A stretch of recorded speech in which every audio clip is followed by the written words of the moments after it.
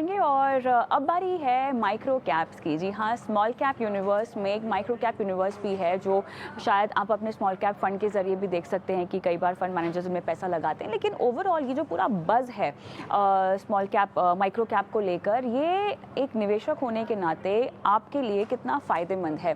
Funds भी launch हुए हैं माइक्रो कैप के, तो लेकिन क्या आपको इसमें अपना इंटरेस्ट दिखाना चाहिए? एक इन्वेस्टर होने के नाते कैसे आप इस बात की पड़ताल करें कि आपके पास उतनी जोखिम उठाने की क्षमता है कि आप एक माइक्रो कैप फंड में पैसे लगा पाएं? Bhavin Parekh, research analyst IFL securities मेरे साथ जुड़ गए हैं। भाविन, गुड इवनिंग, स्वागत है आपका बनो अपना फाइनेंस मिनिस्टर में। और बहुत ही इंटरेस्टिंग कैटेगरी की हम बात कर रहे हैं और इसको लेकर लोगों के पास जानकारी भले ही कम हो भाविन, लेकिन आप भी मानेंगे उत्साह बहुत ज़्यादा है, दिलचस्पी बहुत ज़्यादा है। ठीक है, तो माइक्रो कैप्स के बारे में मुझे ज़रा आसान भाषा में समझाएं, किस तरह की कैटेगरी है ये?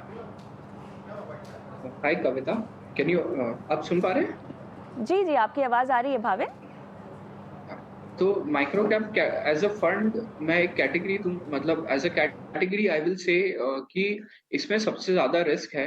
जहाँ पे सबसे ज्यादा रिस्क है वहां पे सबसे ज्यादा रिटर्न्स भी बनते हैं। दूसरी चीज, यहाँ पे अभी रिसेंटली मोतीलाल ने एक नया फंड लॉन्च किया है which is 250 Nifty index fund for micro cap. तो मेरा ये कहना है कि जो भी स्टॉक्स हैं जो 16,500 करोड़ के नीचे के मार्केट कैप से है, वो सारे ही माइक्रो कैप्स हैं। दूसरी चीज, यहाँ पे रिस्क सबसे ज्यादा है। अगर आप डायरेक्टली स्टॉक्स में जाना चाहते हैं तो मेरे हिसाब से वो काफी बहुत ज्यादा रिस्की हो जाएगा, बिकॉज यहाँ पे डेटा मिलना बहुत मुश्किल है स्टॉक्स का। दूसरी चीज, फंड एक्सपर्टाइज नहीं है। तीसरी चीज कि आप अगर इसमें निवेश भी कर रहे हो तो आपको पता होना चाहिए कि ये लॉन्ग टर्म बेसिस पे है, जैसे कि एटलीस्ट फॉर 5 से 7 साल तक।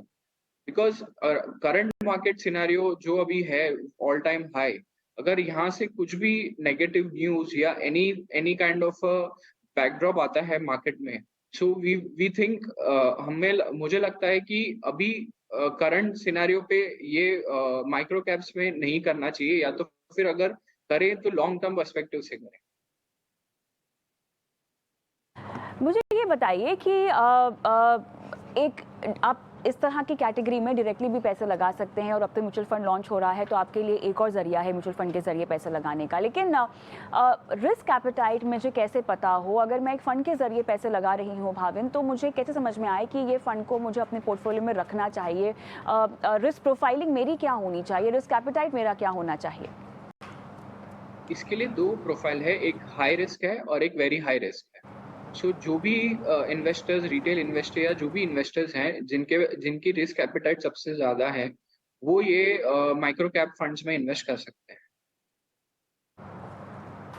चलिए, तो यहाँ पर आपकी जो जोखिम उठाने की क्षमता है वो ज़्यादा होनी चाहिए। लेकिन भाविन, मुझे ये बताएं कि अगर आपके पास ऑलरेडी एक स्मॉल कैप है, अगर एक स्मॉल कैप फंड है, तो क्या उसके बावजूद भी एक माइक्रो कैप लेना चाहिए? सी देखिए, स्मॉल कैप जो भी आपके पास फंड है उसमें थोड़ा बहुत एलोकेशन माइक्रो कैप में है।